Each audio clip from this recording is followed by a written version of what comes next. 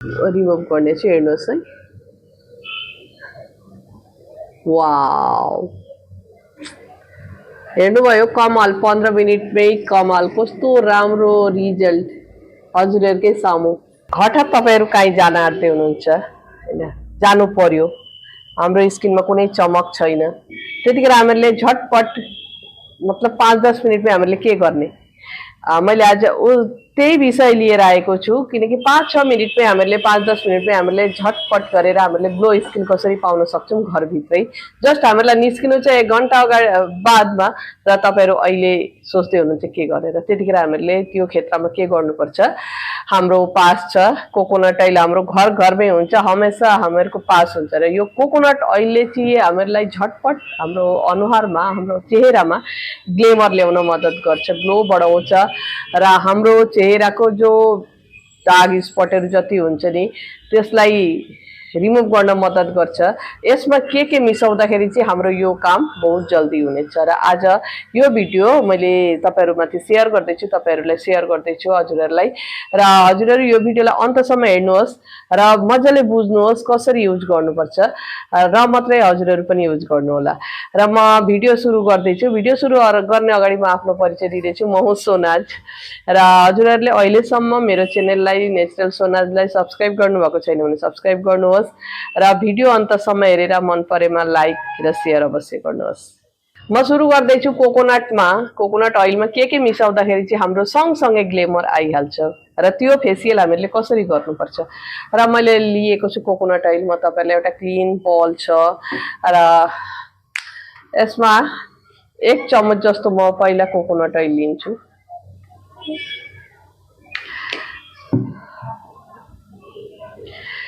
अब लिन्छु यसमा के पहिला मिक्स गर्छु, एउटा कफीको एउटा पाउच मैले लिएको छु, यो कफी पाउच लिएर यसमा मिक्स गर्नुहोस्।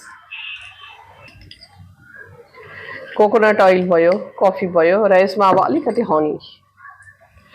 यसले चाहिँ के हुन्छ भनेपछि हाम्रो ड्राई भएको स्किनलाई मोइस्चराइजर, राम्रोसँग मोइस्चराइजर पुर्याउन मद्दत गर्छ यो कोकोनट ऑयल, कफी र हनीमा त सर्वगुण सम्पन्न सबै थोक हुन्छ, जति सबै हजुरहरूलाई थाहा छ, मैले पहिलाको भिडियोमा नि भनेको छु। र यसले हल्का तपाईहरु 5 मिनट मसाज गर्नुहोस्, अलिकति एलोभेरा छिट्दिनुहोस् यसमा, बेसी होइन, अलिकति मसाज गर्नको लागि।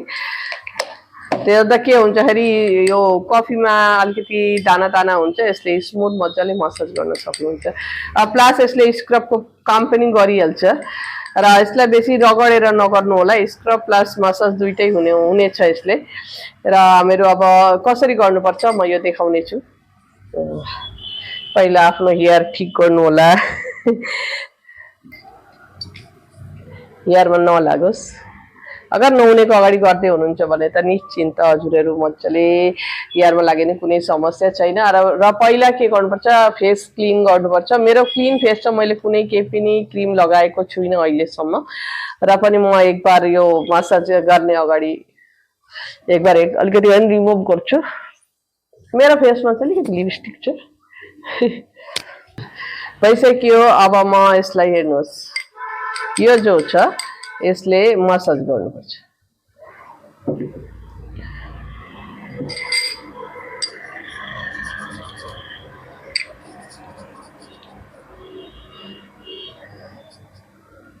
र यो कफीले हाम्रो स्किनलाई बहुत टाइट बनाउँछ, बहुत स्मुथ बनाउँछ, ग्लेमर ल्याउँछ हाम्रो चेहरामा।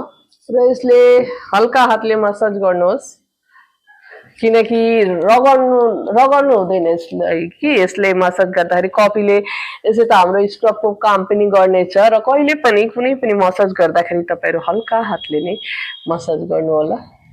र नरिवलको गुण चाहिँ हाम्रो स्किनको लागि, हाम्रो छालाको लागि यति राम्रो छ नि, यति राम्रो गर्छ कुनै पनि स्किनको लागि। यसलाई माने ऑयली स्किन, ड्राई स्किन भन्नु पर्दैन, अल स्किन टाइपको लागि यो कोकोनट ऑयल चाहिँ राम्रो हो।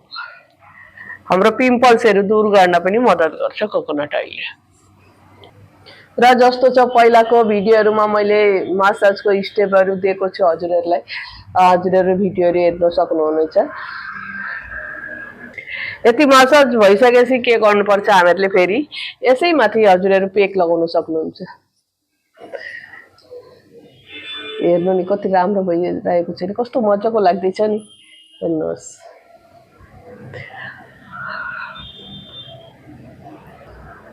र म यही माथि अब फेरि के गर्नेछु, पेक लगाउनेछु।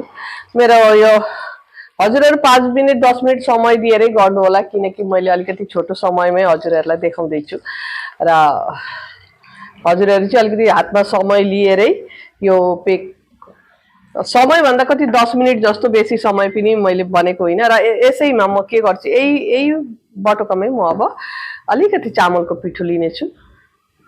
तपाईँहरू घरमा पनि बनाउन सक्नुहुनेछ, बेसी होइन। र एउटा ई क्याप्सुल मिक्स गर्नेछु।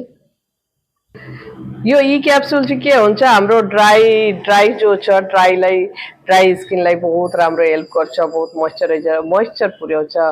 र हाम्रो यो अगर भित्रबाट ड्राई भएको छ भने पनि रेगुलर एउटा खान सकिन्छ। तर खाने अगाडि यो ई भिटामिन खाने अगाडि डक्टरहरूको कन्सल्ट लिन अवश्य जरुरी छ, किनकि मैले भने अगर तपाईँहरूले खान सुरु गर्नुभयो त्यो चाहिँ होइन।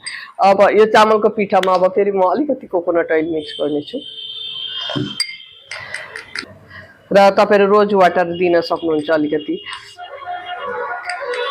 र फेरि यसमा अलिकति एलोभेरा जेल, अलिकति बेसी होइन।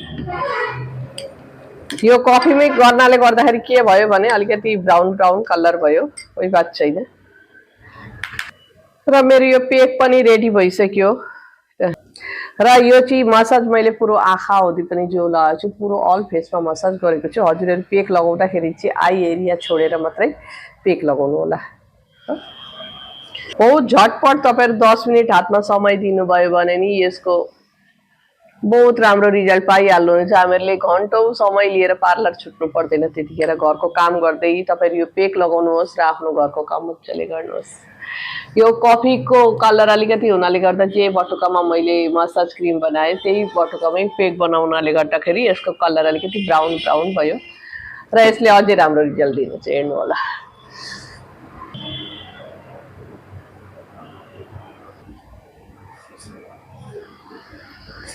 और यो चामलको जो पिठो छ नि, यसले चाहिँ हाम्रो स्किनलाई बहुत टाइट गर्न मद्दत गर्छ, टाइट बनाउँछ, ब्राइट बनाउँछ हाम्रो छालालाई।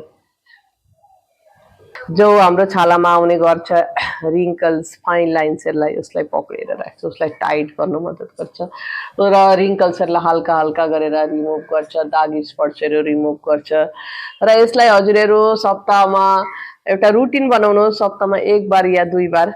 त्यतिखेर तपाईँहरूको स्किन बहुत राम्रो भइसकेको हुन्छ। तपाईँहरू अगर गर्न चाहनुभयो, मेरो भिडियो हेरेर अगर तपाईँहरूलाई विश्वास भयो र गर्न चाहनुहुन्छ भने चाहिँ अवश्य गर्नुहोस्, किनकि 1 बार 2 बार गरेर हेर्नुहोस्। किनकि हामीहरूलाई त निस्किरहने काम त परिरहन्छ, बिहा आउँछ, पार्टी आउँछ, काहीँ छ, पूजा पाठ यताउति, कहिले पुराणमा जानुपर्छ हो कि होइन, कहिले यहाँ पुराण छ है भनिन्छ, कहिले यसको बिहे आएको छ है, फलानाको बिहे आएको छ, जानु छ। यी सब को लागि झटपट तपाईँहरू घरमै गरेर यी सब गर्न सकिहाल्नुहुनेछ। मेरो फेस पेक लगाउन पनि भयो। यसलाई हल्का हातले नै लगाउनुपर्छ, रगड्नु हुँदैन। अनि जतिखेर फेस पेक उठाउनुहुन्छ नि त्यतिखेर पनि हल्का हातले नै उठाउनुहोस्। पहिला मजाले भिजाउनुहोस्, त्यो पेक मजाले भिजियोस्, त्यसपछि मात्र उठाउनुहोस्, रगडेर होइन। किनकि चामलको पिठो अलिकति दरदरा हुनाले गर्दाखेरि चाहिँ खस्रो हुन्छ नि, त्यतिखेर हामीहरूलाई लाग्छ स्किनमा। र जति माया गरेर आफ्नो स्किनको केयर गर्नुहुन्छ हजुरहरू त्यति नै राम्रो। र हजुरहरू नुहाउने अगाडि गर्दै हुनुहुन्छ भने अलिकति नेकमा पनि मजाले लगाउन सक्नुहुन्छ। र यसलाई म अब सुकुन्जेल 15 या 20 मिनट राखेर यसलाई धुनेछु। हेर्नुहोस्, मैले जस्ट वास गरेर आएँ अहिले। त हजुरहरू कहीँ जानु छ, अचानक जानु पर्यो, हामीहरूको हातमा समय छैन, पार्लरको कुरा बिर्सिनुहोस्, पार्लरलाई बिर्सिनुहोस्। घरमा जे छ तपाईँहरू अगर यो छैन, घरमा कुनै पनि इन्ग्रेडियन्ट्स छ नि, हजुरहरू गरेर बिहा पार्टीमा एटेन्ड गर्न सक्नुहुनेछ। कुनै दाग छैन, हेर्नुहोस्, पुरो दाग, सनटेन सब रिमुभ गर्छ। आजको जो मैले यो लिएर आएको छु, जो फेस पेक र फेस मसाज मैले देखाएँ नि, पुरो रिमुभ गर्छ हजुरहरूलाई। र यसलाई अगर रेगुलरको रुटिनमा राख्ने गर्नुहोस्, सप्ताहमा 2 दिन लगाउने गर्नुहोस्, बेसी दिन पनि होइन, 10-15 मिनटको समय लिएर। र हजुरहरूले बहुत राम्रो नेचुरल ग्लोइङ स्किन पाउनुहुनेछ। र हजुरहरू आजको लागि यति नै मन पर्यो भने लाइक सेयर अवश्य गर्नुहोस् र च्यानललाई सब्सक्राइब गर्न नभुल्नुहोस्। बाई बाई, फेरि मिल्दैछु।